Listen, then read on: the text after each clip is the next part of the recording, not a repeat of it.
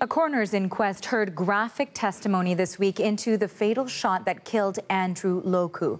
The 45-year-old man, originally from South Sudan, was shot by a Toronto police officer nearly 2 years ago.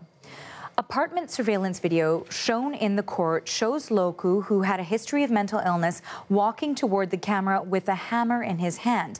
Constable Andrew Doyle told the court he and his rookie partner saw him coming toward them and feared for their lives. He drew his gun when Loku was 25 feet away and fired 2 shots.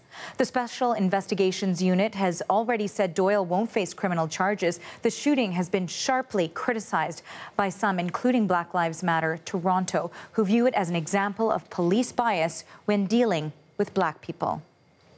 And we are now joined by Keaton Jonathan, a friend of Andrew Loku. And thank you for being with us, Keaton. Now, we know you were at the inquest. You attended it all week. And it's difficult for you to be there. So we appreciate you coming in to share with us what it is that you actually heard there. What I heard there is new plans to use different methods than using a gun as the first and the only solution. And how did it feel for you to be there in that, listening to all of that information? It was very difficult. We have waited for 2 long years to get this inquest done. And just walking into the courtroom and seeing the officers testify was very painful. I just had to hold myself together. Now, we also know that Constable Andrew Doyle apologized to Andrew Loku's family. So what did you make of that apology? I think it was good because it shows that they also understand that they're humans. And what had happened was wrong, even if they try to justify it. That was very helpful to me and to the family as well.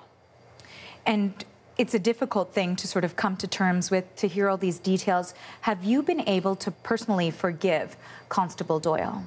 Yes. I'm a committed Christian, and I believe in forgiveness.